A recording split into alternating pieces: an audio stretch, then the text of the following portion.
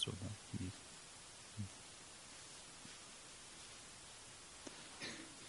හොඳයි කවුරුත් සාදු කියන්නේ. සීල පිරිසිදු කර ගැනීම සඳහා නමස්කාරය කියන්නේ.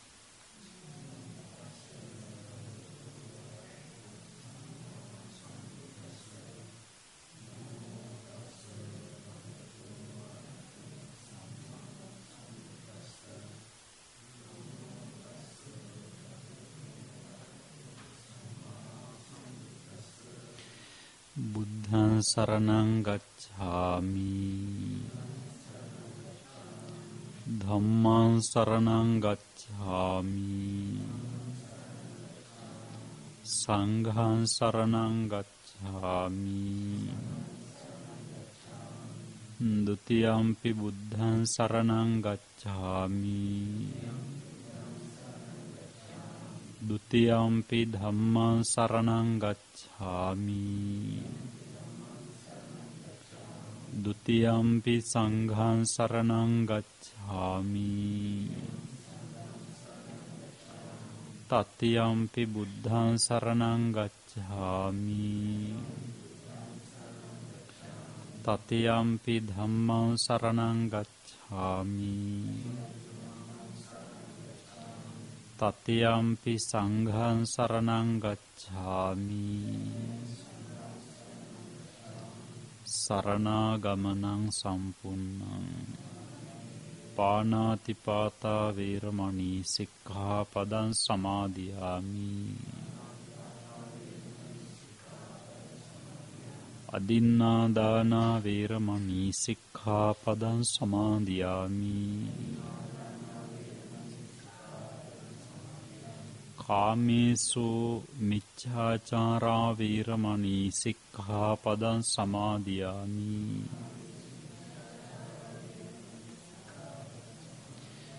මුසාවාදා වේරමණී සික්ඛාපදං සමාදියාමි සුරාමේරය මජ්ජපමා දට්ඨානා වේරමණී සික්ඛාපදං සමාදියාමි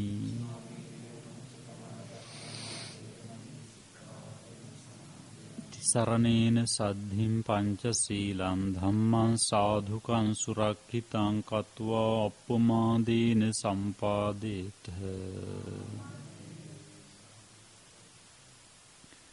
සමන්ත චක්කවාලේසු අත්‍රා ගච්ඡන්තු දේවතා සද්ධම්මං මුනි රාජස්ස සුනන්තු සග්ග මොක්ඛදං ධම්මස්සවන කාලෝ අයං භදන්තා ධම්මස්සවන කාලෝ අයං භදන්තා ධම්මස්සවන කාලෝ අයං භදන්තා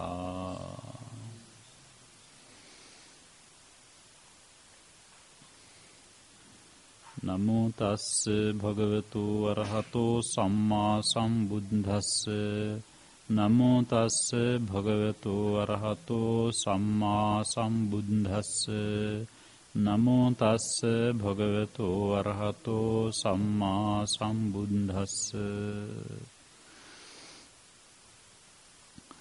මනුස්සත්තං ලිංග සම්පatti හේතු සත්තාර දස්සනං පබ්බජ්ජා ගුණ සම්පatti අධිකාරෝච ඡන්දතා අට්ඨ ධම්ම සමෝධානා අභිනිහාරෝ සමිජ්ජති තී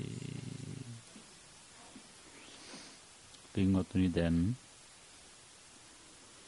දුර්ලභව ලැබෙන අවස්ථාවකට සම්බන්ධ වෙන මොහොතක් සාමාන්‍යයෙන් ජාත භූමියේ ඉන්නකොට නම් ළඟ ගෙදරක මේ වගේ වැඩසටහන් වෙනවා ඥාති ගෙදරක වෙනවා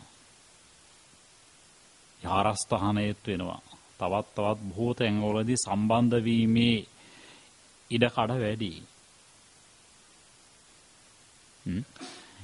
දැන් මේ අවස්ථාව ගන්නකොට එහෙම සුලභව ලැබෙන අවස්ථාවක් නෙවෙයි බොහොම පෙර සූදානමක් ඇතුව සිද්ධ වෙන්නේ නිසා දැන් පූර්ණ අවධානය මේ සඳහා යොමු කරන එක හොඳයි.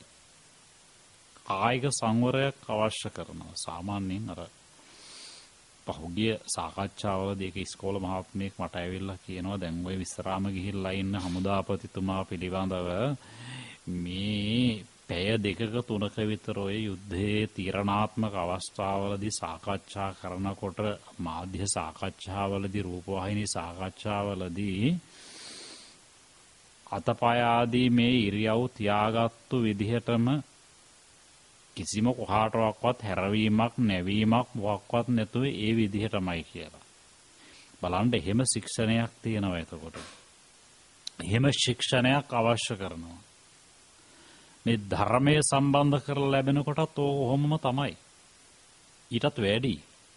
මොකද පූර්ණ පිරිසිදු මනසේ සම්බන්ධීකරණයෙන් කයට වචනේ සංවරය සම්ප්‍රේෂණය වෙනකොට ඒ ගුණාත්මක භාවයේ වැඩි නිසා ඒකාත්මී වෙන නිසා ඒ සක්‍රිය වෙන අවයව තුනම ඒකේ බලය වැඩි. ඒක විනය විදියට ධර්මයේ සඳහන් වෙන්නේ. නිසා මේ දැන් අර නාලන්දා විශ්වවිද්‍යාලයට අර මහා ගිනි තැබීම කරනකොට ඒගොල්ලන්ට තිබුණු සාධකය තමයි මේක හමුදාවක් කියලා කියන එකට ඒක සාධකයක් තමයි ඒ ඇඳුම. කියන්නේ නිල ඇඳුමක් තියෙනවා. හමුදාවකට නිල ඇඳුමක් තියෙනවනේ. එමෙන්ම එක වේලාවට ආහාර ගැනීමට යන්නේ. එමෙන්ම ඇවතුම් පැවතුම් වල ඒකාත්මීතාව පටපිට බලන්නේ උඩබිම බලන්නේ අතපය හොලවන්නේ නැහැ. ඒ සුළු පරාසයක් තුළ සියලු දෙනාගේ ක්‍රියාකාරකම් වල තිබුණේ සමාන්තර භාවය.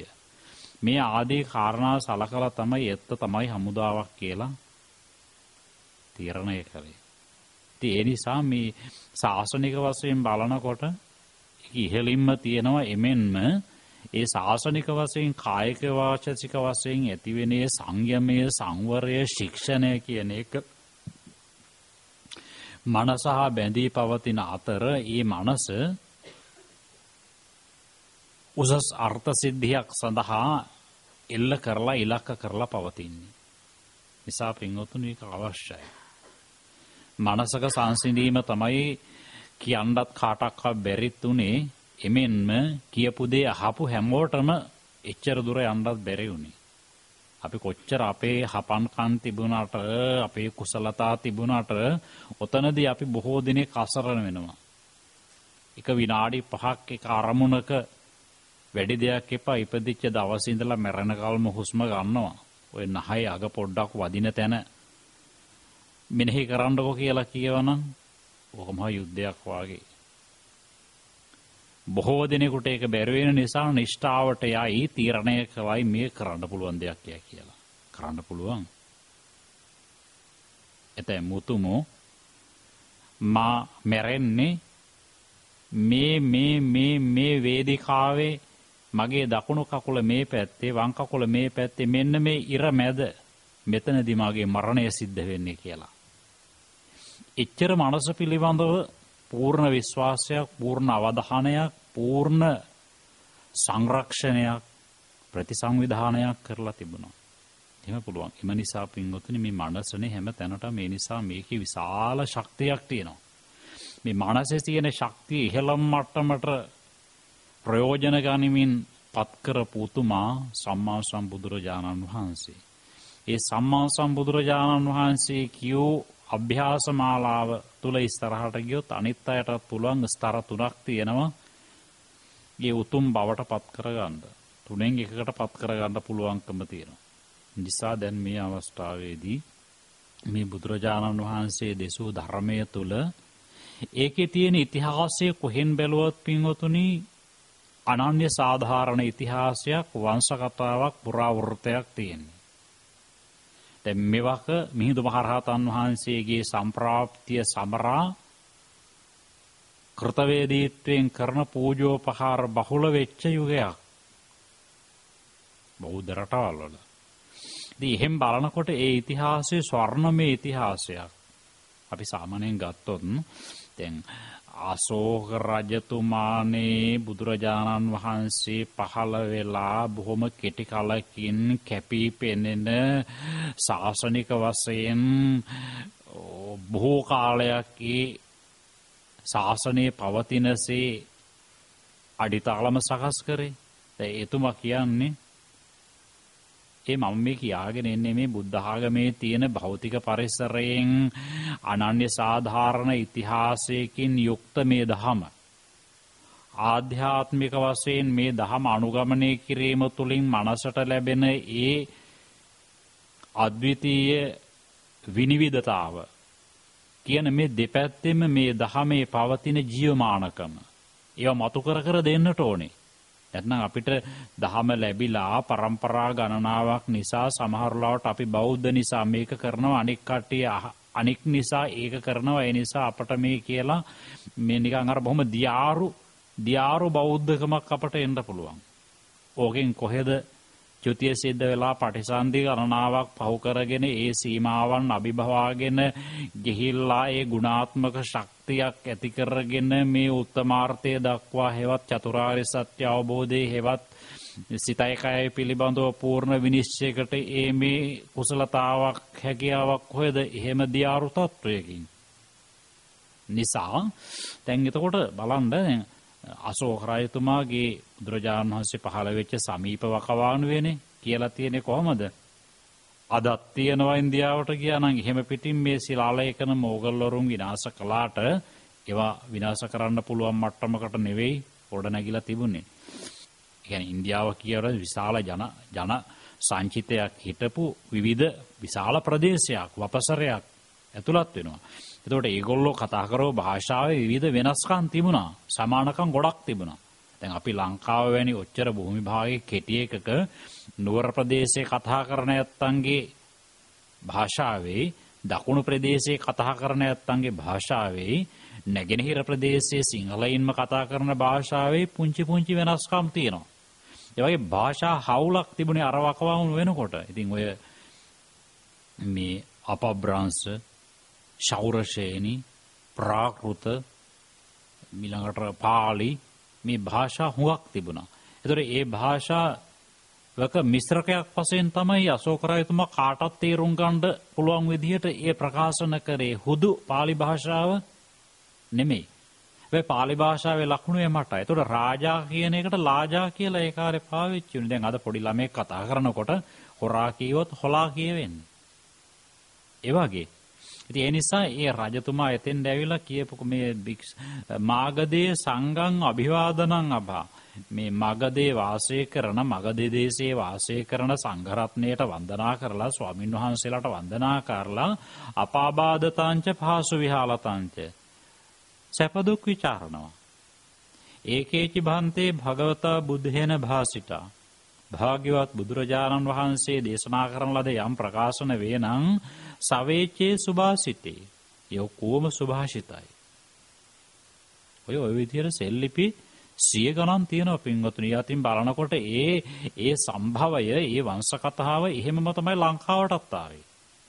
ලංකාවටත් ඇවිල්ලා මිහිඳු මහරහතන් වහන්සේගේ සම්ප්‍රාප්තියත් එක්කලා සිංහල භාෂාවේ ඉතිහාසය හොයන කිසිම කෙනෙකුට ශිලාලිපි ටිකෙන් තොර හොයන්න අනන්‍යතාවක් නැහැ. එහෙම ඉතිහාසයක් නැහැ.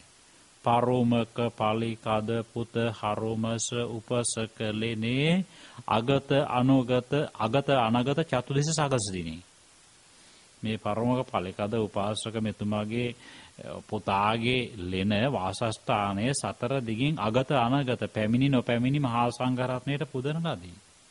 ඉතින් ඔහොම ඇවිල්ලා එහෙම භාෂාවෙත් එහෙම තමයි බ්‍රාහ්මී අක්ෂර වලින් සැදුම්ලත් ඒ භාෂාවේ පරිණාමය තමයි ඇවිල්ලා අද මේ සිංහල මේ මට්ටමට ඇවිල්ලා තියෙන. සිංහල භාෂාව තරම් බුද්ධ වචනේ තේරීම සඳහා පාලි භාෂාවට මෙපිට ආය භාෂාවක් නැහැ. ඉංග්‍රීසියෙන් තෝරන්න බෑ. කියන්නේ ඉංග්‍රීසියෙන් මේක තෝරන්න ගියොත් වාර්තා කථනයක් පමණක් වෙනවා. හුදු ප්‍රකාශන සමුදායක් පමණක් වෙනවා. අපි කරන්න ගියොත් එimhe ඉංග්‍රීසියෙම හුදු වාර්තා කථනයක් වෙනවා. කරුණු පින්ඩු කිරීමක් පමණක් වෙනවා.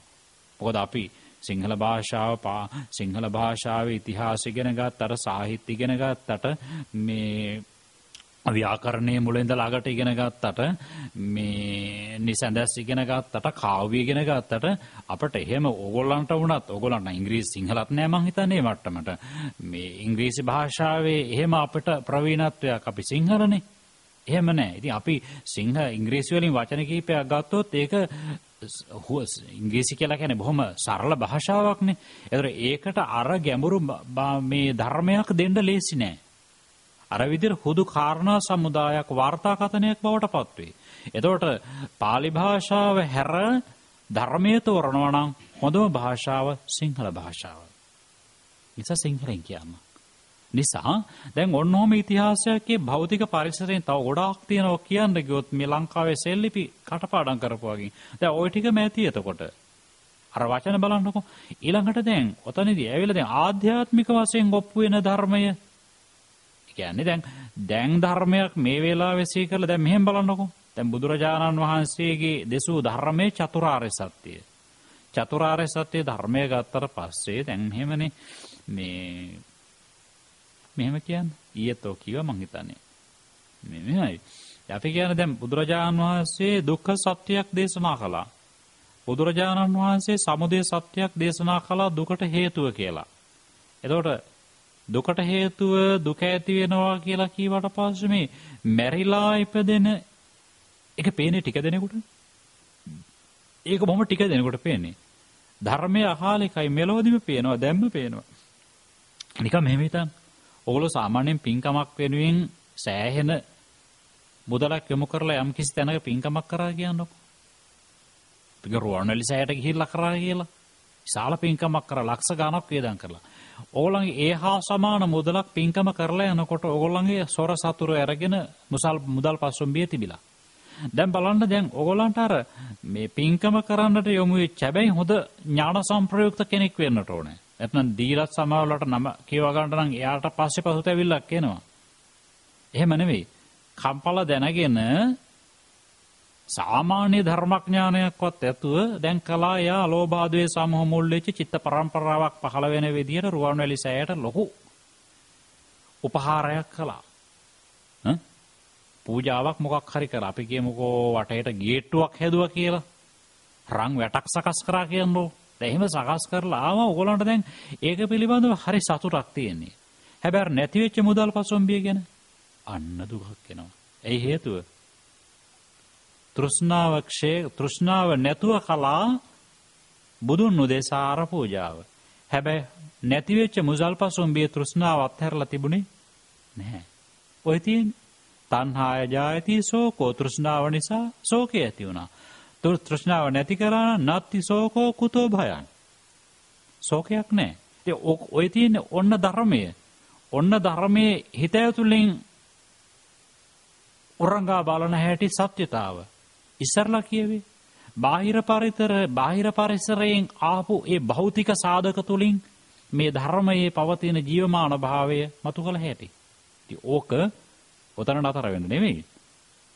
තව ඉතින් සම්පූර්ණයෙන්ම සමුදය සත්‍ය ප්‍රහාණය කරලා නිරෝධ සත්‍ය අවබෝධ කරනකොට දුක නැතිවීම ගැන එහෙනම් මොකද්ද කියන්න තියෙන්නේ? කියන්න දෙයක් නැහැ. නිසා පින්වත්නි මේ ධර්මයෙන් හැම එකක් තියෙනවා.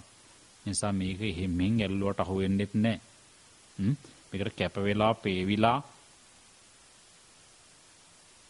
යලට මහට එකක් කරලා හරියන්නේත් නැහැ.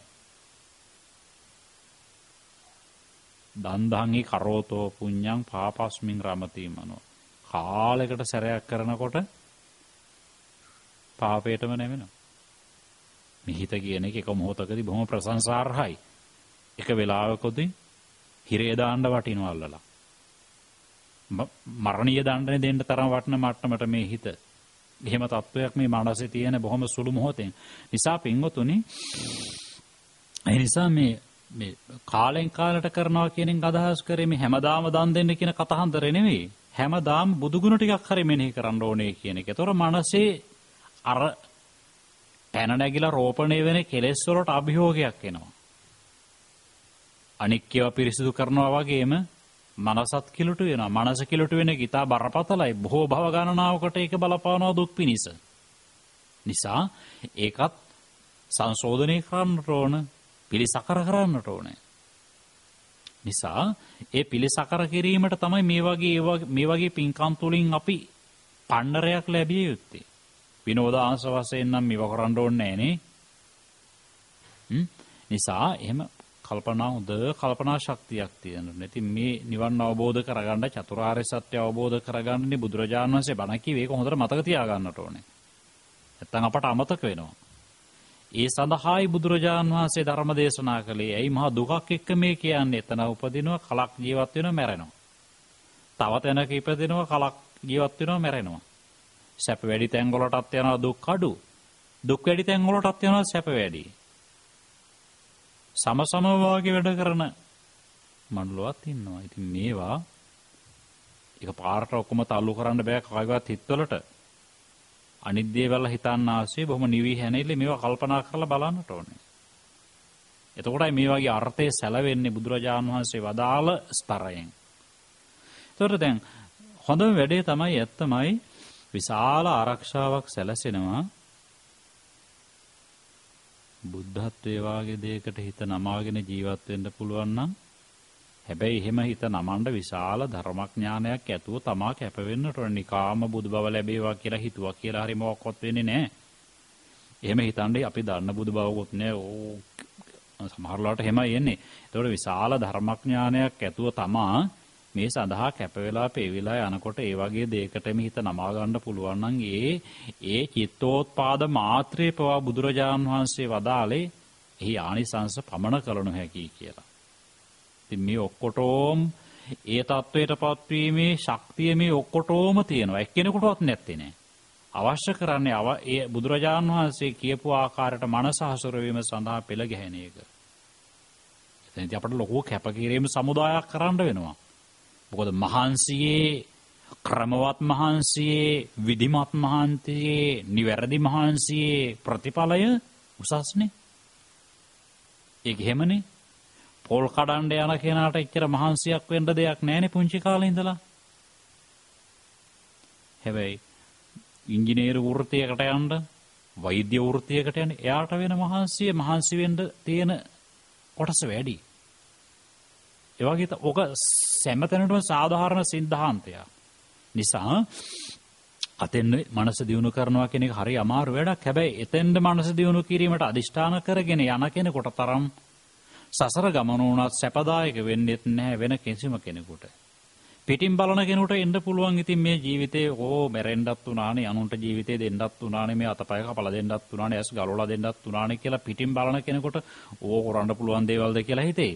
හැබැයි ඒ ජීවිතේට ඒ අපි හිතන ක්‍රමේ ඔක්කොටම ඔබන්න බෑනේ. අපට කල්පනා වෙන ක්‍රමේ අපට බැරි පුළුවන්කම් අනිත් එක්කෙනාට එහෙම් පිටින්ම ඔබන්න බෑ. අපේ එක එක්කෙනාගේ කර්ම ශක්තිය විවිධ විසමයි.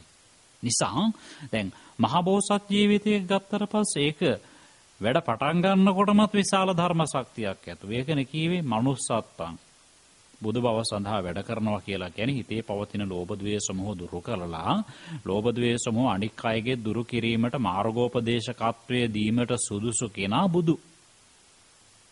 ඒ කෙනාට තරම් කැප වෙලා, පේවිලා වැඩකරනද පුහුණු කාලයේදී, පුහුණුව නිමා කරන අවස්ථාවේදීත් වෙන කිසිම දෙයකට නෑ. නිසා පින්වතුනි මේවා ටිකක් අපට අර මේ හිනස්සවල බණ කියලා, hina වෙලා බණ කියලා නිකන් අර තවත් විනෝදාංශයක් විදිහට කෙරෙන තැන්වලට වඩා මේ දෙසුම් අපට පොඩ්ඩක් ආගන්තුක වෙයි. හැබැයි මේ ආගන්තුක ක්‍රමය ප්‍රායෝගික කරගත්තාට පස්සේ නම් බුදුරජාණන් වහන්සේ කියපු තැනට පමා වෙලා හරියන්න වෙයි. නැත්නම් අර තැන්වල hina වෙලා, හිනස්සලා සාදුකාර දුන්නට ඔතනින් නම් බොදු පරමාර්ථය සාක්ෂාත් කිරීමෙහිලා දොරටු විවෘත වීමක් වෙන්නේ වැහෙන එක මිසක්. නිසා ඉස්සරලම අවශ්‍ය කරන එක තමයි බුදු බව වගේ දෙයකට හිත නැමුවට පස්සේ ඒ විශාල ශක්තියක් තියෙනවා. කියන්නේ පහළ තොටුපළකින් හරි බොඩක්ලක් ගොඩ වෙන්න පුළුවන්. පහළ තොටුපළ කියලා මා අදහස් කරේ පස්සේ බුදු බවෙන් හරි, ශ්‍රාවක බෝධියෙන් හරි. මොකද ඒ හැඩගැහෙන ඒවා පස්සේ කාලේ සංශෝධනය වෙන අවස්ථා වුණ තරම් තියෙනවා. සංශෝධනය නොවුනොත් ඉතාම හොඳයි. අපි කියනවා ඉතින් හරක මරුණාට පස්සේ හරකාගේ මේ අඟත් ගන්නවා ප්‍රයෝජනයට, මේ හමත් ගන්නවා ප්‍රයෝජනයට, ඇටකටු ටිකක් ප්‍රයෝජනයට ගන්නවා, පොහොරට ගන්නවා, ගොම ටිකක් ගන්නවා කියා. මිනිස්සයාගේ අනේ ගත්තොත් ගන්නේ හුණියන් කිරීමකටවත් තමයි කියලා කියනවා. නමුත් මේක ඔහොම කියවට මේකේ තියෙනවා මහා පුදුමාකාර වටිනාකමක්. නිසා අර වගේ මහා භාර දූර තුන් ලෝකයට සාන්තියක් සැලසීම සඳහා පෙළ ගැහෙන කෙනෙකුට ඒ සහතිකය, ඒ වරම නිකුත් කිරීමෙහිලා මේ මිනිස් ජීවිතයේ පිරිපුන් මිනිස් ජීවිතයේ ප්‍රථමාංකෙහිලා සලකා බලනවා. දෙයියට දෙන්නෙත් නැහැ, බ්‍රහ්මයාට දෙන්නෙත් නැහැ, පල්ලෙහා ඉන්න කෙනෙකුට දෙන්නෙත් නැහැ. ඒකෙන් මේක නිසා පින්වතුනි මේකට මහා ගොඩක් දේවල් කරන්න පුළුවන් නේ. පුදුම කල්පනා ශක්තියක් නේ මේකට තියෙන්නේ. දැන් බලන්නකො මේවා මේ කාන්තාර ප්‍රදේශ. මේවා සකස් කරලා තියෙන හැටි මිනිස් සිතේ මහා පුදුමාකාර බලයක් නේ තියෙන්නේ මේ බොහොම මේ කෙලෙස් සහිත සිතේ. ඒ ටික නැති කරාට පස්සේ මොනතරම් ශක්තියක්ද? නිසා පින්වතුනි මේ මිනිස් ජීවිතය කියන එක එසේ මෙසේ පිනක විපාකයක් වශයෙන් ලැබිච්ච එකක් නෙමෙයි. මහ විශාල දෙවන්ත දාන ආදී කුසල ක්‍රියාවන් කරන ලද එක ඕලං විසින්මයි අය කවුරක කරලා දීලා නෙමෙයි. නිසා මේක වටිනාම ජීවිතේ. අපි දන්නවනේ හිතුනොත් ඔය දන්නේ ඉතින් අපි ඉතින් යමක් කමක් උපයාස අපයාගෙන ජන සමාජයේ හොඳ කෙනෙකු වශයෙන් ජීවත් වෙන ඒ මට්ටමනේ. ඕක ඉතින් කෙටි කලකටනේ. නිසා ඒ මට්ටමින් අපි දන්නවනේ කියලා කවුරක්වත් ප්‍රාමාණිකත්වයෙන් සලකන්න එපා. ඒ ටික අරගෙන ඒක ඊට දුර්වලතාවක්. එහෙම නෙමෙයි මතු ජීවිතවලට පවා මේකේ ශක්තිය සම්ප්‍රේෂණය වෙන විදියට පැවැත්වීමේ මහ විශාල දේක කේන්ද්‍රගත වීමක් තමයි මිනිස් ජීවිතයේ හැලා කියන්නේ. නිසා ඒක අවශ්‍ය කරනවා අර මහ බරපතල වැඩසටහනක් බාර දීමට සුදුසුකම් සැලකීමේදී තවත් බුදු කෙනෙක් ඒක බලපානවා. සලකා බලන මූලිකම සුදුසුකම මේක තමයි මේ සම්මුඛ පරීක්ෂණයේදී. මනුස්සත්ව ලිංග සම්පත්තිය කියන්නේ පිරිමියෙක් වෙන්නත් ඕනේ. පිරිමි ආත්ම භාවයක් කියලා කියන්නේ කාන්තා ආත්ම භාවයකට වඩා මහා උසස් කුසලයක විපාකයක් වශයෙන් ලැබිච්ච ජීවිතයක්, අවස්ථාවක්. ඒ කියන්නේ මේ ඒක පිරිමි ගොඩක් දැන් ලංකාවේ බණ කියනකොට මේ වගේ බණ අහන්නේ නැහැ. මහා පඬිතයෝ වගේ ගිහිල්ලා මේ මොකක් හරි අර අපට ගොඩක් වෙලාවට පේන්නේ හොඳ නෙමෙයිනේ නරකනේ. අපේ මනස්වල ස්වභාවය තමයි හොඳ නෙමෙයි පේන්නේ, නරක තමයි පේන්න ගන්නෙ. මහා පුදුම දුර්වලකමක්. සමහර ලාවට බණහඬ කියලා ගිහිල්ලා සමහරලාට ස්වාමීන් වහන්සේ වඩින වාහනේ දිහා සමහරට බලාගෙන ඉන්නේ. ඔය වෙන මොනවද දියක් බලා ඉන්නේ. එනිසා මේ අපේ හිතවල ස්වභාවයේ සිදුර තමයි හොයන්න පෙළඹෙන්නේ.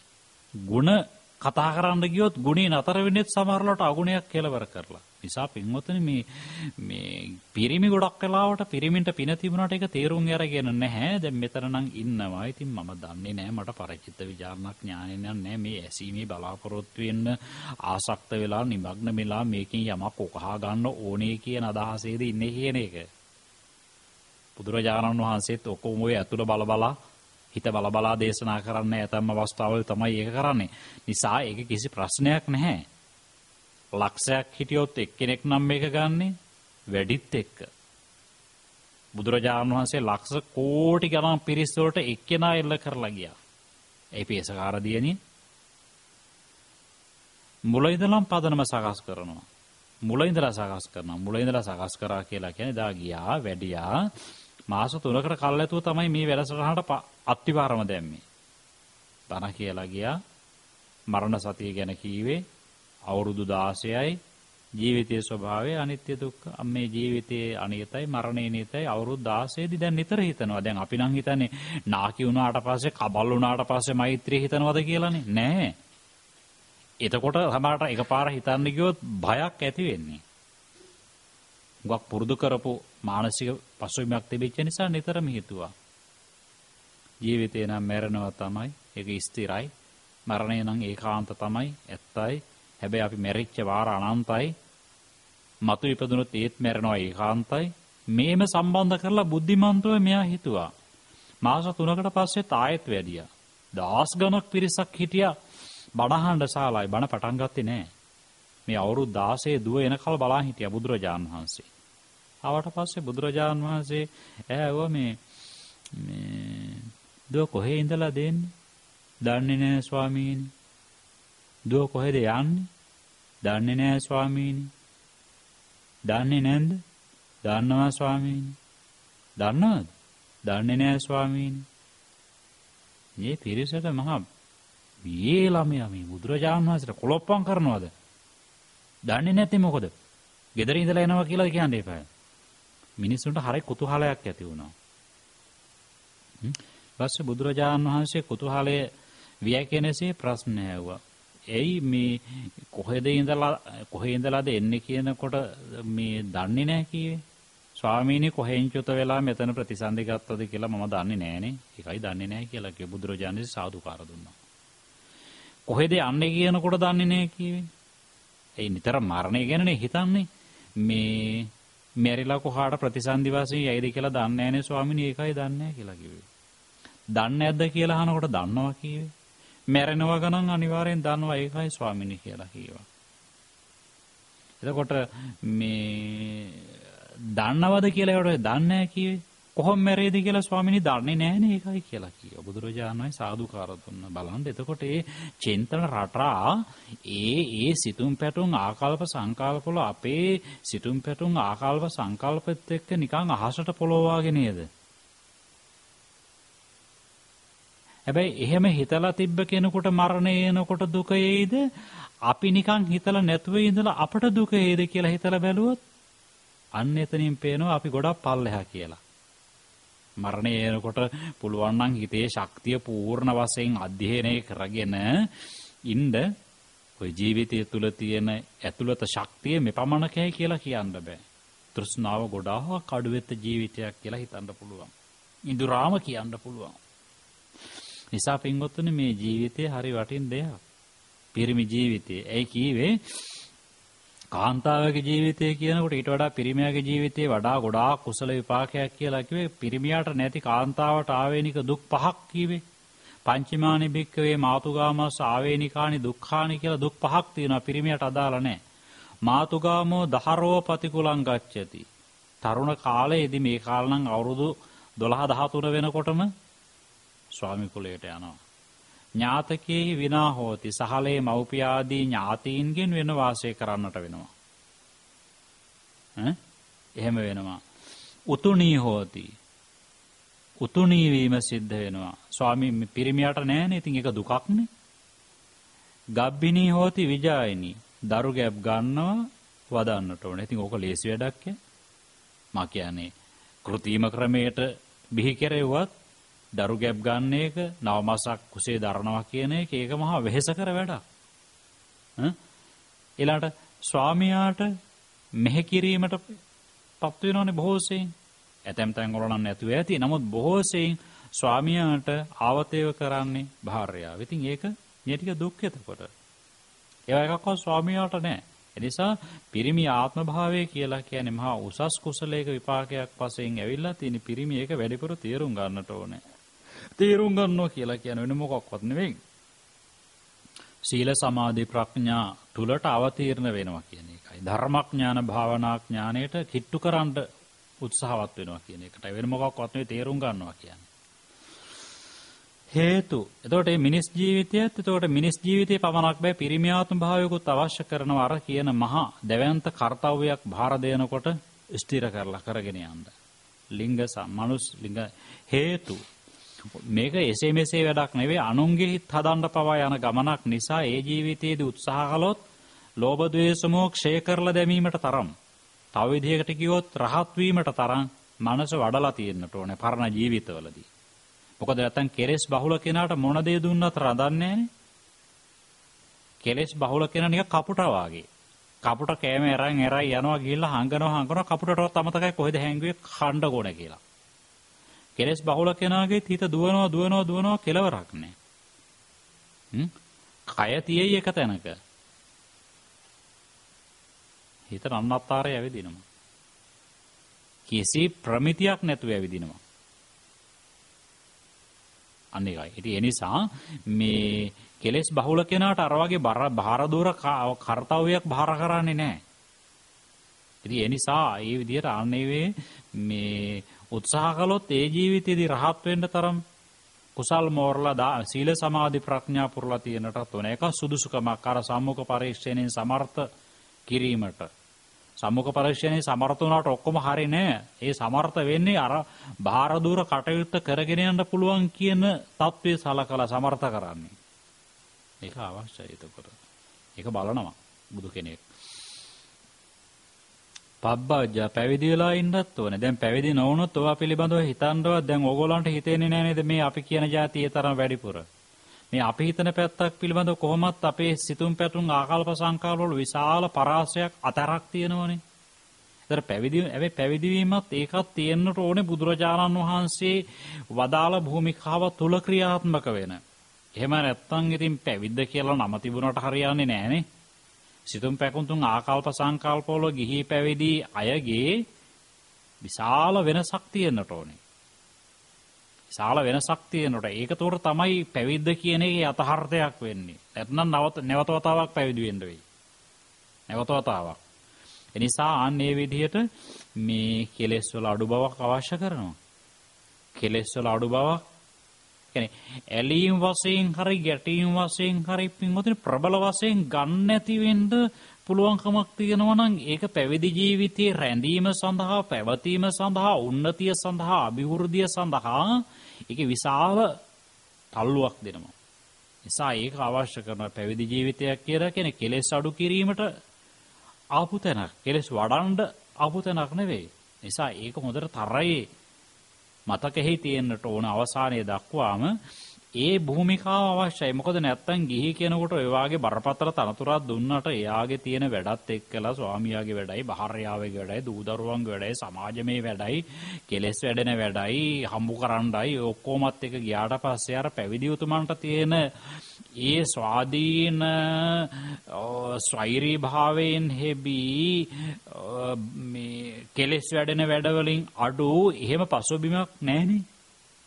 ඒ පසුබිම හදාගත්තාට පස්සේ ඒ උතුමට අර වගේ දෙයක් දුන්නාට පස්සේ හිතෙන් නැවත නැවත මෙනෙහි කරමින් ඒකේ ආදීන ඒකේ ආනිසංස සලකමින් බොහෝ දෙනෙකුට සැප පිණිස යන ගමනකටයි මේ දුන්නේ මේ සහතිකය කියලා ඉස්සරහට යෑමට පසුබිම තියෙනවා. ඒක අවශ්‍ය කරනවා. පැවිද්ද අවශ්‍ය කරනවා. අර වගේ බරපතල තනතුරක් භාර දීමෙහිලා පැවිද්ද බලාපොරොත්තු වෙනවා. පැවිදි කෙනෙකුගේ ආකල්ප සංකල්ප හරි ගොඩක් වෙනස්නේ අනික් කෙනෙකුට වඩා. දැන් සාමාන්‍ය කෙනෙක් අර එදාමා කියවා වගේ මේ ඉපදීම ජරාව ව්‍යාධිය මරණය ප්‍රිය විප්පයෝගය අප්‍රිය සංපයෝගය වාගේ දේවල් පිළිබඳව හිතන්නේ ඒවා නොවෙනවා නම් හොඳයි කියලා. එහෙම හිතන්නකො යම් කිසි දෙයක් පිළිබඳව ඉෂ්ට සිද්ධ නොවන දෙයක් පිළිබඳව කල්පනා කරලා ඒක ඉච්ඡා බංගත්වයට පත් වෙනකොට ඉෂ්ට සිද්ධ නොවෙනකොට හිතේ හැලහැප්පීම් අරගෙන දුකක් ඇති කරගන්න එකද වඩා හොඳ යම් කිසි දෙයක් පිළිබඳව ඒකේ සිද්ධ වෙන ආකාරයේ යථාර්ථය බලලා ඒක අමාරු තමයි අමාරුවෙන් නමුත් ඒක බලලා ඒක ඒ සිද්ධ වෙනකොට මනස පාලනය කරගෙන ඉඳීමේ කුසලතාව ප්‍රවීණත්වය අරගෙන අකම්පිතව මනස තියාගන්න උත්සාහ කරලා ඒ ලබන ජයග්‍රහණයද වඩා උතුම්. මම දන්නේ මම මේ භාෂාව හසුරෝලා මේ ඉදිරිපත් කරන විදිය ටිකක් ගැඹුරුද කියලා. ගැඹුරු නම් 3-4 වතාවක් අහන්න. ඕක කීප වතාවක්ම කීප දෙනෙක්ම කියලා තියෙනවා මේ ස්වාමීන් වහන්සේ ධර්ම දේශනා කරනකොට මේ පූර්ණ අවධානය යොමු කරලා හිටියේ නැත්නම් අල්ලන්න බෑ කියලා. පූර්ණ අවධානය යොමු කරලා හිටියේ නැත්නම් අල්ලගන්න බෑ කියලා කීප දෙනෙක් කියලා තියෙනවා. සමහරවිට දෙතුන් වතාවක් කියනකොටයි ඔළුවට එන්නේ කියලා. ධර්මය ඔහොම තමයි ඉතින්.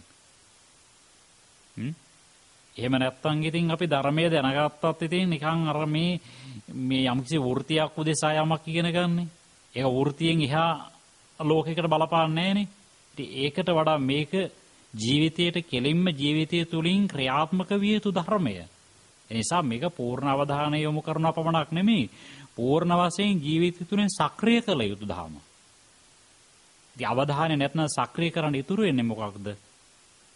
නිසා අන්න ඒ විදිහට දැන් මෙහෙමයි මම කියාගෙන ආවේ. දැන් අපි කියමු දැන් අර මේ සත්‍ය විභංග දේශනාව වෙන විදිහට අපි සාමාන්‍යයෙන් කැමති නෑනේ මේ දිරන්න. වයස්ගත වෙනවට සාමාන්‍යයෙන් කෙනෙක් කැමති නෑනේ. නමුත් වෙනවා. කවුරක්වත් ලෙඩ වෙනවට කැමති නෑනේ. හැබැයි වෙනවා. කවුරක්වත් මැරෙන්න කැමති නෑනේ. හැබැයි මැරෙනවා. නියතයි දන්නවා මැරෙනවා කියලා. කවුරක්වත් අප්‍රිය අයගෙන් අප්‍රිය අය සමග අප්‍රිය දේ සමග එකතු වෙන්න කැමති නෑනේ. හැබැයි වෙනවා. කවුරුවත් ප්‍රිය අයගෙන් ප්‍රිය දේයින් වෙන වෙනවට කැමති නෑනේ. හැබැයි වෙනවා. ඉතින් එහෙම එකේ අපි මේ හොඳ ක්‍රමය කොකද කියලා තීරණය කරන්නකෝ. එහෙම කියලා ඒ ටික නොවේවා කියලා හිතුවට අනිවාර්යෙන් වෙනවා. වෙන වෙලාවේදී හිත කඩා වැටෙන්න ඉඩ දෙන එකද හොඳ. එහෙම නැත්නම් ඒවා බාර ගැනීමට ඒවා ඉක්මවා යන්න බෑ. මැරෙන්න ඉස්සරලත් සමහරලාට ওই ටික උපරිමයෙන් එන්න පුළුවන්.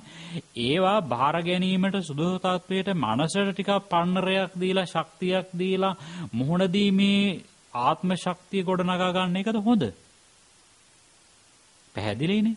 ඒ ආත්ම ශක්තිය 100% තියෙන්නේ බුදුරජාණන් වහන්සේට පස්සේ බුදුරජාණන් වහන්සේට මහරහතුන් වහන්සේට. හේතුව ලෝභ ද්වේෂ මොහ නැති නිසා. ආය යටමාර්ගඵලලාභීන්ටත් තියෙන සෑහෙන ඉහළ මට්ටමකට. ආය තියෙනවා මේ ධර්මයට අනුව හිතන්න පුරුදු වෙලා අර විදිහට මේවා ඉක්මවා යන්න පුළුවන් නෙවෙයි. මේ භාර ගැනීමට සුදුසු මට්ටමට මා මනස සකස් කරගත යුතුයි කියන ඒ අදිෂ්ඨානයෙන් යන කෙනාටත් සෑහෙන්න තියෙනවා.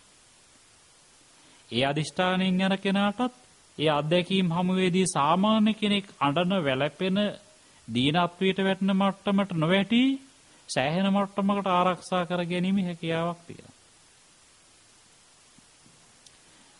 එහෙම පුහුණුව ලබන කෙනාට කියන්නේ බෝධිසත්වවරු කියලා. එහෙම පුහුණුව ලබන කෙනා බුදුවරයෙකු පසේ බුදුවරයෙකු රහතුන් වහන්සේ නමක වශයෙන් පහළ වීමට සුදුසුකම් සම්පූර්ණ කරන කෙනා. බුදුරජාණන් වහන්සේගේ ශ්‍රාවකයන් විසින් නම් එසේ විය යුතුමයි. නැත්නම් බුදුරජාණන් වහන්සේගේ ශ්‍රාවකයෝ කියලා නම තිබුණට එසේ නෙවෙයි. එදා පින්වතුනි පැවිදි වෙනවා කියන එක ඉතාම හොඳයි. ඒකට අවශ්‍ය කරන බුදුරජාණන් වහන්සේ වදාළ ක්‍රියාකාරකම් තුලින් ක්‍රියාත්මක වෙනවා නම් ගුණ සම්පත්තිය කියලා කියන්නේ ඒකත් අවශ්‍ය කරනවා. ගුණ සම්පත්තිය කියලා කියන්නේ තමා තුර ලෞකික වශයෙන් දියුණු වෙලා තියෙන පෙර ආත්ම භාව දකින්න, මතු ආත්ම භාව කිහිපයක් දකින්න, අනුන්ගේ සිත් දකින මට්ටමට නොඑක් විදිහේ 이르දි වලින් අහසින් ගමන් කරන්නට පුළුවන් මට්ටමට වාගේ ඒ ලෞකිකත්වයේ ලබන්න පුළුවන් ඉහළ මානසික තත්වයන් ලබාගෙන ඉන්නවා නම් ඒක දියුණු මනසක දියුණු වෙන මනසක සම්දිස්ථාන සනිටුහන් කරන සාධනීය සාධක. ඒකත් සෑහෙන්න හොඳයි. ලෝභ ද්වේෂ මොහ සෑහෙන්න අඩු කරලා අලුත් අදිස්ථානයකින් ඉස්සරහට යන කෙනෙකුට හොඳ කඩයිම් සීමා, ශක්තිමත් කඩයිම් සීමා. අදිෂ්ඨානයකින් ඉස්සරහට යෑමට ඒ පටන් ගැනීම සාර්ථක වීමට එයින් විශාල දෙයක් ලැබෙනවා. නිසා පින්වතුනි ඒක අවශ්‍ය කරනවා. අර වගේ භාරදූර කාර්යයක් භාර දෙනකොට ඒ පිළිබඳවත් ඒ සම්මුඛ පරීක්ෂණයේදී බුදු කෙනෙක් සලකා බලනවා. අවශ්‍ය කරනවා. ඒකයි ගුණ සම්පatti. සත්තාර දර්ශන බුදුවරයෙකු දැකීම. බුදුවරයෙකු පියවියසින් දැකීම විශාල ධර්මලාභයකට පාදක වෙනවා. හැබැයි ඉතින් ඔය අපි යන ක්‍රමයට නම් මම දන්නේ හම්බ වෙයිද කියලා. මේ විසාකා, මෙණ්ඩක, මේ බන්දුල මාතා, සුජාතා, මේ මෙණ්ඩක ජට්ල ඕවා කියා ගිහිල්ලා නම් මම දන්නේ ඔය කවදාකවත් හම්බ වෙයිද කියලා. ඒවා කියන්න විසාකාවට තිබුණු සම්පත්තිනුයි, මෙණ්ඩක සිටුතුමාට තිබුණු සම්පත්තිනුයි, ජට්ල සිටුතුමාට තිබුණු, ජෝතිය සිටුතුමාට තිබුණු සත්මහල් ප්‍රාසාද රත්තරන් ඕවයි මතක් වෙවි එන්නේ. ඕව මතක් කරලා දීලා සාමාන්‍ය කෙනෙකුගේ සිතේ සීල සමාධි ප්‍රඥා පුරන්න ඕනේ කියන එකයි දියාරු වෙන්නේ. අර පැත්තටයි හිත යන්නේ. ඕවා කරපින්නගෙන ගිහිල්ලා සීල සමාධි ප්‍රඥා කරපින්නාගෙන ගියේ උතුමන් ලැබූ ඵලය ලබන්න පුළුවන් නම් බුද්ධ ආගම සාවද්‍යයි. ඒ නිසා ඕවා නෙවෙයි. ඒ සිටුකම් බලාගෙන රාජමාලිගා ලැබේවා, සිටුමාලිගා ලැබේවා කියලා ජෝතිෂ සිටුතුමා ගියා නෙමෙයි. විසාඛාව ඒව බලාගෙන ගියා නෙවෙයි. බුද්ධ ශාසනයට ගිහි ගෙදරින් ඉඳලා මව් කෙනෙකු වශයෙන් දැරිය හැකි ශක්තියක් වේනම් ඒ ශක්තිය ලබා ගැනීමේ අදහසින් ගියා විනා මහා ලතාව බලාගෙන ගියා නෙවෙයි. සම්පත් බලාගෙන ගියා නෙවෙයි. බුදුරජාණන් වහන්සේගේ වර්ණාවක් බලාගෙන ගියා නෙමෙයි. ඒ නිසා පින්වතුනි බුදුවරයෙකු දැකීමේ අපේක්ෂාව තියනවා නම් එහෙම දැකලා අතීතයේ දැකලා නැත්තේ නෑ. දැකලා තියෙන දැන් අමතකයිනේ. මතු ශාසනයකදී චතුරාර්ය සත්‍ය අවබෝධයේ බුදුවරයෙකු දැකලා ධර්මයේ දැකීමට පාදක කරගන්න ඕනේ කියන අදහස ඇතු වෙනවා නම් කරන්න තියෙන්නේ ඔය ජෝතිය මෙන්ඩක ජටල විසාඛා සුජාතා සුමනා ඕවට ඇලුම් කර කර ඉන්න එක නෙමෙයි, ආසක්ත වෙන එක නෙමෙයි. අවශ්‍ය කරන ධර්ම ශක්තියක් ඒ උත්තමාවන් පරණ ජීවිතවල දිනු කරා නම් ඒක දිහාට හැරිලා පොඩ්ඩක් අවධානය යොමු කරලා බලලා ඒක තමාගේ ජීවිතය තුළ දිනු කරගෙන යන එකයි. එතකොට අරක සාක්ෂාත් වෙනවා.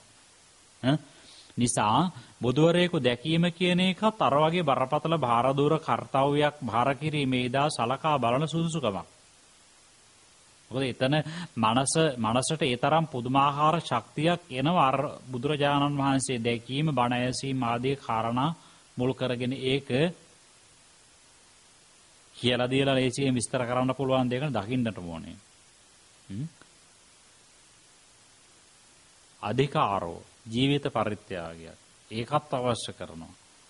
අර මූලික කාරණාත් එක්කලා මේක පිළිබඳව සලකා බලනවා ජීවිත පරිත්‍යාගයක්. දැන් සුමේද කුමාරයා නම් අර මඩේ වැතුරුණා. බුදුරජාණන් වහන්සේ වැඩියත් කමන්නේ මම මැරුණත් කමන්නේ. ඒක බුදුවරයෙක් වඩින්නේ නැහැ. නමුත් නිර්ව්‍යාජී චේතනාවෙන් තමයි මේ ජීවිත පරිත්‍යාගය කළේ.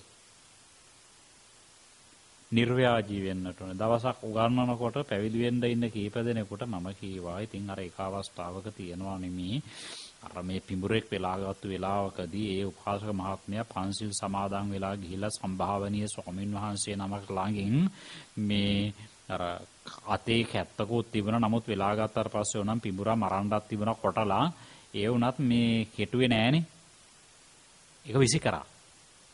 ඊට පස්සේ මේ උපාසක මහත්මයාගේ තියෙන ධර්ම ශක්තිය, සීලයේ බලය, ඒ පිරිසුදු මනසේ ශක්තිය නිසා පිඹුර අත්හැරලා යන්න ගියානේ. මම කිව්වා මේ විදිහට පුළුවන්ද කියලා. පිඹුර අත්හරිනවා කියලා එක දන්නවනම් පුළුවන්ලු. දීපාංකර බුදුරජාණන් වහන්සේ උඩින් වඩින්නේ නැහැ කියන එක ඇඟ උඩින් දන්නවනම් මඩේ ඕන්නම් දිගා වෙනි. ඒ වගේද? ඔහොම ගිහිල්ලා කොහේ කරන්නද? එනිසා පින්වතුනි ජීවිත පරිත්‍යාගයක් කියලා කියන්නේ කොච්චර ලෝභ ද්වේෂ මොහ අඩු වුණා වූ ජීවිත ආසාව අඩු වුණා වූ කෙනෙකු විසින් කළ යුතු මහා දෙවන්ත වැඩක්ද? ඒ තරම් පරිත්‍යාග කිරීමේ මනසේ කෙලෙස් අඩුවීමක් අවශ්‍ය කරනවා. ඒක සුදුසුකමක්. කවුරක්වත් මරන්න දෙන්නේ නැහැ. නමුත් එහෙම නිර්ව්‍යාජීව කිරීමේ හැකියාවක් තියෙන්නට ඕනේ. ඒකත් සුදුසුකමක්සේ බලපානවා මේ බරපතල වැඩසටහන භාර කිරීමේදී. ඡන්දතා කියලා කියන්නේ බලවත් ඡන්දයක්. දෘಢතර උනන්දුවක්, කැමැත්තක් තියෙන්නට ඕනේ. ඒක අවශ්‍ය කරනවා. මොකද හේතුව මේ දෙන්නේ එසේ මෙසේ වැඩ කටයුත්තක් නෙවෙයි භාර. කියොත් එහෙම ඔයාට බුදු බව ලබන්න පුළුවන් අවුරුදු ලක්ෂයක්. එහෙම නැත්නම් ඔයාගේ මේ ශරීරය අඟලින් අඟට අඟලින් අඟලට අඟලින් අඟලට කපනවා මරන්න නැතුව. එහෙම කරාට උනාට පස්සේ තමයි ඔයාට බුද්ධත්වයේ ලැබීමට සුදුසු කියලා. ඒකත් බාර ගන්නට ඕනේ. ඒ තරමටම කැමැත්තක් තියෙන්නට ඕනේ. බරපතල විදිහේ කැමැත්තක් තියෙන්නට ඕනේ පිළිබඳව. ඉතින් මේ එනකොට දැන් මෙතෙන්ද එනකොට කොච්චර සුසුකම් සම්පූර්ණ වෙලා එන්න ඇද්ද? වාක් ප්‍රනිදාන වචනයෙන් බුදු බව ලබන්න ඕනේ කියලා ඉච්ඡර කාලයක් හිතලා හිතෙන් මෙනෙහි කරමින් ඇවිල්ලා. ඉතින් ඒ නිසා ඔතෙන්ද එනකොටම විශාල පිරීමක් ඇති ජීවිතයකට තමයි ඊබඳු මහා සහතිකයක් මහා භාරදූර කටයුත්තක් භාර දෙන්නේ. අද්විජ්ජ වචනා බුද්ධයි බුදුවරයෙකුගේ ප්‍රකාශනයක් ඒ විදිහටම සිද්ධ වෙනවා අනාගතේ බලලා කියන්නේ. නිසා ආන්නේ විදිහට බලනකොට පින්වත්නි ඉතින් බුදු බව ලබන්න ඔය ටික කොහොමනම් පසේ බුද්ධත්වයටත් ඔයිට කිට්ටුවෙන් යන පෙළ ගැස්මක් අවශ්‍යයි. රහත් වෙන්නත් එහෙම තමයි. දැන් හිතේ ඉතින් අපි ඉතින් රහත් වෙන්නනේ බලාපොරොත්තු වෙන්නේ. ඒ නිසා බුදුරජාණන් වහන්සේ නමක් මුණ ගැහුණාට පස්සේ අපිට ඉතින් ওই ලොකු දේවල් හිතේ නෑනේ කියලා ඔහොම හිතුවොත් නම් හම්බෙන්නේම නෑ. මොකක්වත් හම්බෙන්නේ නෑ. හම්බේ පල්ලෙහාට යන එක. නිසා පින්වතුනි මේක මේ දැවැන්ත ගමනක්. ඒ ගමන යනකොට බුදු පිරිස වශයෙන් සැලදුම්ලත් පිරිසත් ඒගොල්ලන්ටත් තියෙනුනේ විශාල ධර්ම ශක්තියක් ඇතු යන්නට. නැත්තම් හරියන්නේ. ඒ නිසා ඔය කියවෙච්ච කාරණා ටිකට අනුව තම තමාගේ ජීවිත දිහා ඔయిత සාපේක්ෂව බලලා ධර්ම ශක්තියෙන් සමුදායක් දියුණු කර ගන්නට අදිෂ්ඨාන කරන්නට වෙන මොකටවත් නෙවෙයි සීල සමාධි ප්‍රඥා වශයෙන්. ඉතින් ඒ සඳහා ඉතින් ඔය අවශ්‍ය කරන මුලින්ම ධර්මඥානයක්. ඒක ඇති කරගත්තාට පස්සේ තමයි අපි කොච්චර කීවත් උදේ ඉඳලා රැය ඉඳලා උදේ වෙනකල් බණ කීවත් තම තමාගේ හිතට කාන්දු වීමේ නැත්නම් අලකොලේට බණ වතුර වැටෙනවා වාගේ නම් වැඩක් නැහැ. නිසා මේ ජීවිත බොහොම රැකෙන්නට ඕනේ, ආරක්ෂා වෙන්නට ඕනේ. අනන්ත සංසාරේ අපි බොහොම දුක් විඳලා තියෙනවා. ඉපදිච්ච වාර අනන්තයි. මැරිච්ච වාර අනන්තයි. අනාගතයේ ඉලක්කයක් නැතුව ගියොත් ඕක කොහොමම තමයි. පේන්නේ නැහැ තමයි.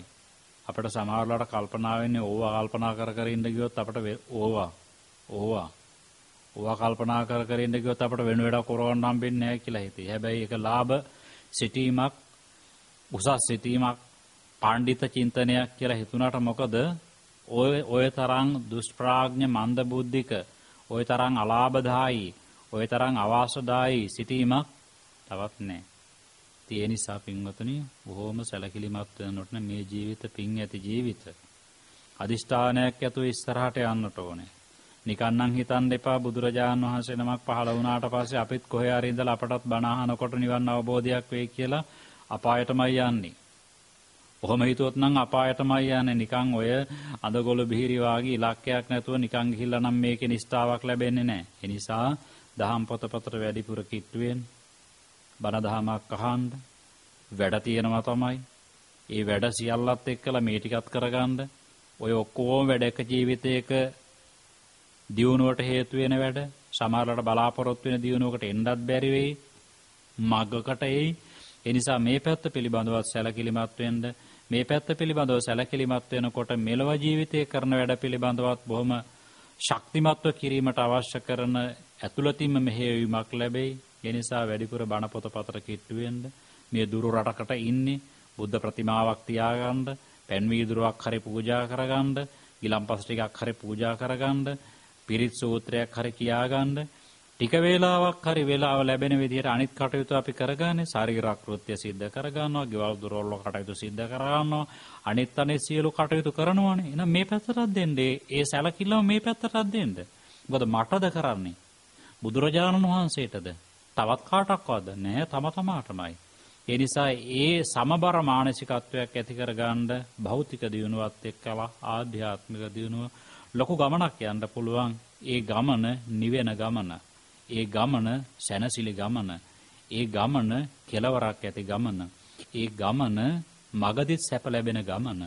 ඒ ගමන අවිනිශ්චිත ගමනක් නෙමෙයි. ඒ ගමන බුදුවරයෙකු පසේ බුදුවරයෙකු මහරහතුන් වහන්සේ නමක වශයෙන් මා උත්තම ස්තරයකින් ඉගොඩ වෙන්න යම ගමන. ඒ නිසා අද දවසේදී බොහොම ශ්‍රද්ධාවෙන් ගෞරවයෙන් වෙන්න ඕනේ මේ පැටසටහන සංවිධානය කරගත්තේ. දැන් දවස් ගණනාවක් තිස්සේ අපිත් මේ ධර්ම දේශනා කරනකොට නිකම් මේ ආවට ගියාට කතා කරනවා නෙවෙයි. මේ කියන්නේ ඕනම කෙනෙකුට කොහෙන් හරි කමන්නේ මේක පිළිබඳව ඇතුල් වෙන්න දොරටුවක් විවෘත වෙයි කියලා හිතලා ධර්ම කරුණු ටික ගලපන්නේ හැම දේශනාවක්ම චතුරාර්ය සත්‍යයට බුදුරජාණන් වහන්සේගේ මූලික දේශනා අලලා තමයි ඉදිරිපත් කරන්නේ. ඉතින් ඒ නිසා කැමති කෙනෙක් උකහා ගන්නත්ව අකමැති කෙනෙක් නිකන් හිටියත් එච්චරයි. අර සෝම ස්වාමීන් වහන්සේ කවස්තාවකදී කියලා තියෙන්නේ අපි මේ ධර්මයේ කියලා දෙනවා කැමති කෙනෙක් වුණනම් ගන්න නැත්නම් ඕන කෙනෙක් දේවාල පිටිපස්සේ යන්න. ඕන දේවාලයක යන්න කියලා තියෙනවා. ඒ කැමති කෙනෙකුට දෙනවා. ඉතින් අපිත් අන්න ඒකේ ඒ සම්ප්‍රදාය බුදුරජාණන් වහන්සේගේ සම්ප්‍රදාය අපේ සම්ප්‍රදායත් ඒක තමයි. ඊට එකගේ එකක් නැහැ. ඉතින් ඒ නිසා දැන් මේ අවස්ථාවේදී ධර්ම කරුණු කීපයක් මතු කළා. ওই කරුණු ටික ඇති නෙමෙයි. උතනින් නතර වෙන්න නෙමෙයි. තව සොය සොයා යා යුතුයි. බුදුරජාණන් වහන්සේ හොයාගෙන ගියේ යොදුන් ගණන්. අපි මේ ඇවිල්ලා කියනවා. ඒ කාලේ සුලභ නැහැ බණ පොතපත. මම හිතන්නේ ඇත්තෙම නැති තරමට. අද ඒවා තියෙනවා. හැබැයි ටෙරව්කාරයින්ගේ මේ ප්‍රෝඩාකාරයින්ගේ බණ පොතපත පරිස්සමෙන් කියවන්නට ඕනේ. ඕකට අධර්මයට වඩා ධර්මයට වඩා අධර්මය ඇතුල් වෙලා තියෙනවා. අපේ රේරුකාණේ චන්දවිමල නායක ස්වාමින් වහන්සේලා වැනි ධර්මයේ විකෘති නොකොට ධර්මයේ විකුණාගෙන නොකා ධර්මයේ ජීවිතයේ ඇතුව බොහොම අල්පේච්ඡව පැත්තකට වෙලා නැති ප්‍රතිරූප පෙන්වන්නේ නැතුව ධර්මයේ ඒ ආකාරයෙන් ජීවිතය තුළින් දකිමින් ප්‍රකාශ කරන ලද විවෘත කරන ලද පොතපතර පරිශීලනය කරන ලොකු ගමනකට එතනින් දොරටුවක් විවෘත වෙයි. ඒ නිසා සියලු දෙනාටම තුනුරුවන්ගේ ආශිර්වාද බලයෙන් ධර්මඥාන භාවනාඥාන මුදුන්පත් වේවා කියලා මෛත්‍රී කිරීමට කැමති වෙනවා. දැන් ඔය කියවෙච්ච කාරණා ටික කියවෙනකොට මගේ හිතෙත් අහනකොට ඔබේ හිතෙත් පහළ වෙච්ච කුසල චේතනා මේ මඟ පෙන්වීම දුන්නු මේ හොයා ගැනීම කරපු මේ පරිශ්‍රණය කරපු නිවැරදිම නිගමනයට පැමිණිච්ච සම්මා සම්බුදුරජාණන් වහන්සේගේ අරහං ආදී අසීමිත ගුණයන්ට සුද්ධ බුද්ධ පූජා උපහාරයක් වේවා කියලා බුදු පූජා පවත්වන්නට ඕනේ.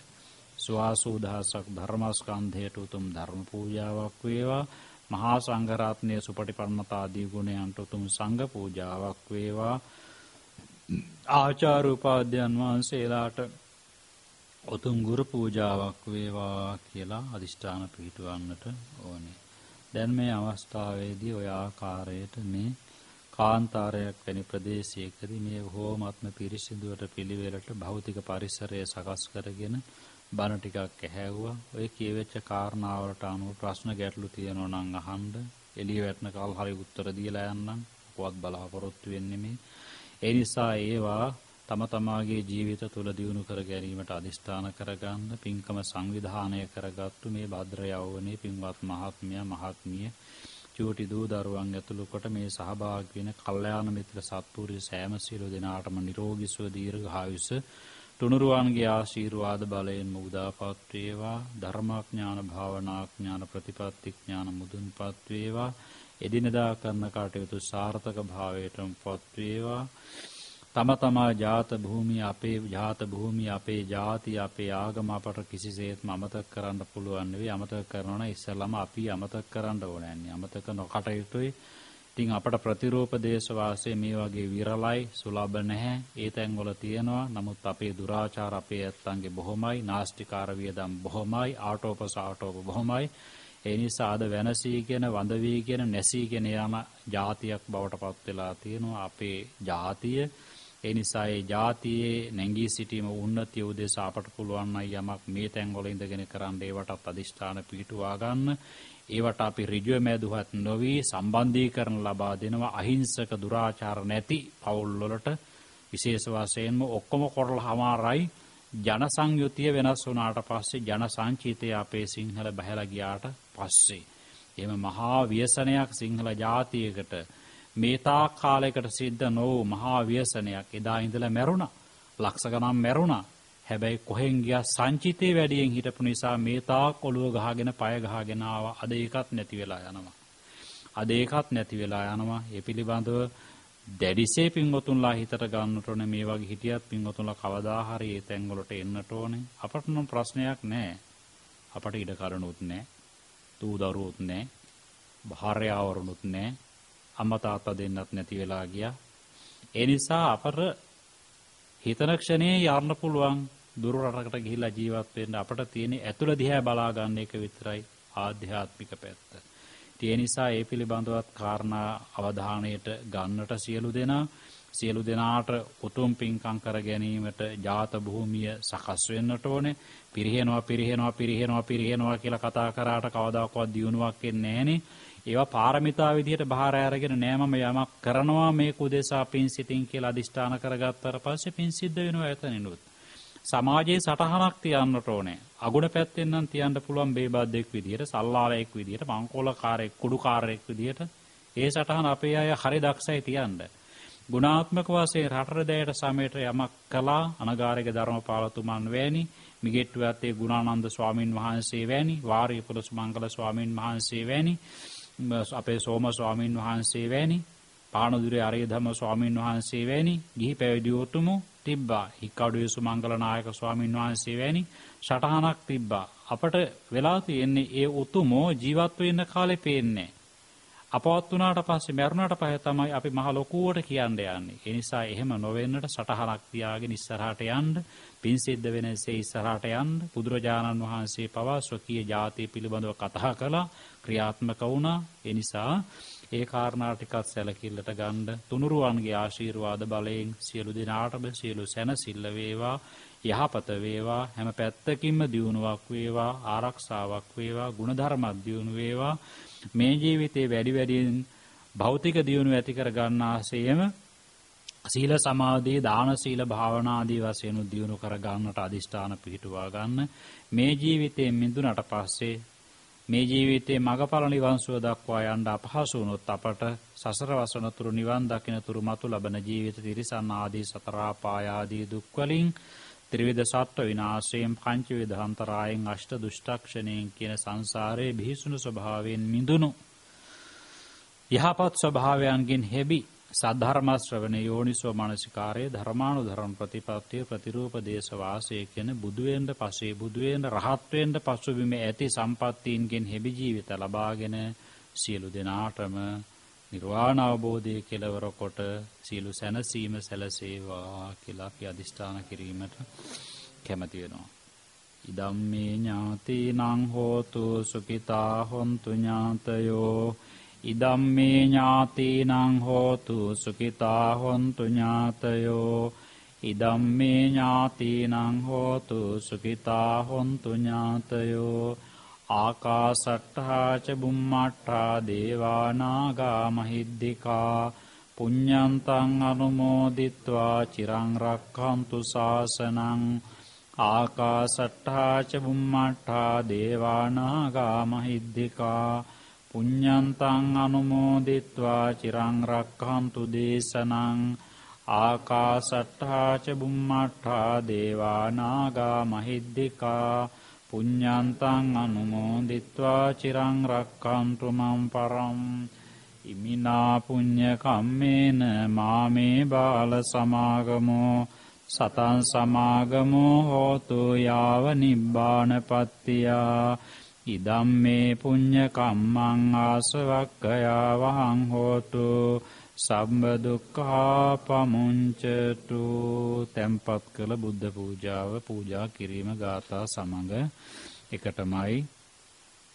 නමෝ තස් භගවතෝ අරහතෝ සම්මා සම්බුද්දස්ස නමෝ තස් භගවතෝ අරහතෝ සම්මා සම්බුද්දස්ස නමෝ තස් භගවතෝ අරහතෝ සම්මා සම්බුද්දස්ස ඉතිපිසෝ භගවාරහං සම්මා සම්බුද්ධෝ විජ්ජාචරණ සම්පන්නෝ සුගතෝ ලෝකවිදු අනුත්තරෝ පුරිස ධම්මසාරති සත් දේව මනුස්සානං බුද්ධෝ භගවාති බුද්ධං ජීවිතං යාව නිබ්බානං සරණං ගච්ඡාමි සුපටිපන්නෝ භගවතෝ ශාවක සංඝෝ උජුපටිපන්න භගවතෝ ශාවක සංඝෝ ඥාය පටිපන්නෝ භගවතෝ ශාවක සංඝෝ සාමීචි පටිපන්න භගවතෝ ශාවක සංඝෝ යදිදං චත්තාරි පුරිස යුගානි අට්ඨ පුරිස පුංගල ඒස භගවතෝ ශාවක සංඝෝ ආහුනේයෝ පාහුනේයෝ දක්ඛිනේයෝ අංජලි කරණී අනුත්තරං පුඤ්ඤක්ඛෙත්තං ලෝකස්සාති සංඝං ජීවිතං යාව නිබ්බානං සරණං ගච්ඡාමි. පූජා භාණ්ඩ පූජා කිරීමට එකිනෙක ආරාධනාවෙන් යාවතා භගවා ලෝකේ තිට්ඨේය තව සාසනං තාවතා පතිගන්හාතෝ පූජා ලෝකානුකම්පයා ගන්ධතේලප්පදින්තේන දීපේන තමදංසිනා තිලෝක දීපං සම්බුද්ධං පූජයාමි සුගන්ධිකාය වදනං අනන්ත ගුණගන්ධිනං සුගන්ධිනාහං ගන්ධේන පූජයාමි තථාගතං සුගන්ධං සීතලං කම්පං පසන්න මధుරං සුභං පානීයමේතං භගවා පතිගන්හාතු මුත්තම අධිවාසේතුනෝ භන්තේ ගිලාන පච්චයං ඉමං අනුකම්පං උපාදාය පතිගන්හාතු මුත්තම අධිවාසේතුනෝ භන්තේ සබ්බං සද්ධාය අනුකම්පං උපාදාය පතිගන්හාතු මුත්තම වන්නගත් පේතං ඒතං කුසුම සන්තතින් පූජයාමි මුනින්දස්ස සිරිපාද සරෝරුහේ පූජේමි බුද්ධං කුසුමේන නේන පුඤ්ඤේන මේතේන ලබාමි මොක්ඛං පොප්පම්මිලායාති යතයි ධම්මේ කායෝ තතයි විනාශ භාවං වන්දාමි චේතියං සබ්බං සබ්බඨානේසු පතිට්ඨිතං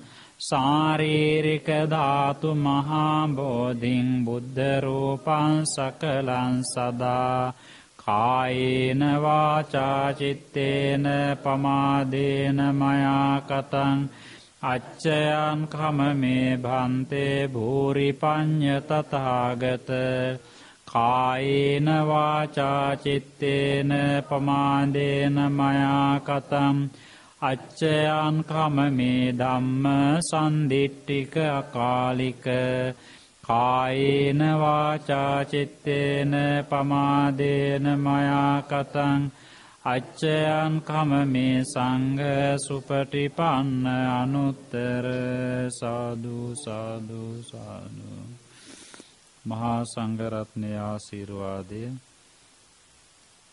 දැන් මේ අවස්ථාවේදී ඈත දුර බැහැරක ඉඳගෙන මේ උතුම් පින්කම් සංවිධානය කරගෙන සිදු කරගන්නේ දුර්ලභවයි ලංකාවේ ඉන්නකොට වාගේ නෙමේ. හැබැයි ලංකාවේ ඉන්නකොට වඩා මෙහෙ කරනකොට පිළිවෙලක් පිරිසිදු බවක් ක්‍රමවත් බවක් ඕනෑකමක් තියෙනවා කියලා ගිය හැමතැනම වාගේ පේනවා. ලංකාවේ ඉන්නකොට ඉතින් හැමතැනම පේනවනේ වටේට පිරිත් ඇහෙනවා හැමතැනම පන්සල් තියෙනවා සේනාසන තියෙනවා ස්වාමින් වහන්සේලා තියෙනවා අර කියනවනේ අර මොකාගේද කර්මලේ සුදටත් පේනවා කියලා නිතර පේනකොට ඒ නිසා මේ දැන් මේ වගේ තරුණ පිරිස් සාමාන්‍යයෙන් ලංකාවේ බණ අහනකොට අපේ සේනාසනෙන් එනවා හැබැයි සෑහෙන පිරිසක් ගොඩක් තැන්වල හරි අඩුයි. නිසා දැන් මේ වෙලාවේදී මේ වගේ තැන්වලට ආවට පස්සේ දුරු රටකට ඕගොල්ලන්ටත් කල්පනා වෙනවනේ මේ අපි ඒ කාලේ කෙනෙක් මැරුණත් යන්නේ මේ ස්වාමීන් වහන්සේලා ළඟට. දරුවෙක් හම්බෙන්න ඉන්න වෙලාවෙත් අනේ යන්නේ එතෙන්ද. ලෙඩක් දුකක් කරදරයක් අසනීපයක් වෙච්ච වෙලාවේදී හදිසි කරදරයක් ඒත් යන්නේ මේ තැන්වලටනේ කියලා ඕගොල්ලන්ටත් දැන් අපට වැඩිපුර දකින්න බලන්න නෑනේ කියලා මේ තැන්වලට ආවට පස්සේ වැඩිපුර හැඟීමක් ඇති වෙනවා. අපටත් ඇති වෙනවා මේ ඈත දුර බැහැරත් මේ අපේ පින්වතුන්ලා ඉන්නවානේ මේගොල්ලෝ මේ අපේම අයනේ කියලා අපටත් ඒ හැඟීම වැඩි. ඒ නිසා මේ සුපින්වත් සෑම සියලු දෙනාට මව්පිය දූ දරු මහත්තුරු නෝනා මහත්තුරු චූටි දූ දරුවන් ඇතුළු කොට සියලු දෙනාටම තුනුරුවන්ගේ ආශිර්වාදය වේවා. සියලු සැනසීම වේවා. කායික සැනසෙල්ල වේවා. මානසික සැනසෙල්ල වේවා. හාත්පසින් දියුණුවක්ම සැලසේවා. නිර්වාණ අවබෝධයේ කෙලවර කොට සියලු සැනසීම පවතිවා කියලා අදිෂ්ඨාන පිළිතුරන්. අභිවාදන සීලිස්ස නිච්ඡං වද්ධාපචායිනෝ චත්තාරෝ ධම්මා වද්ධන්ති ආයුවන්නෝ සුඛං බලං ආයුරාෝග්‍ය සම්පatti සග්ග සම්පatti මේවච අතෝ නිබ්බාන සම්පatti මිනාතේ සමිජ්ජතු.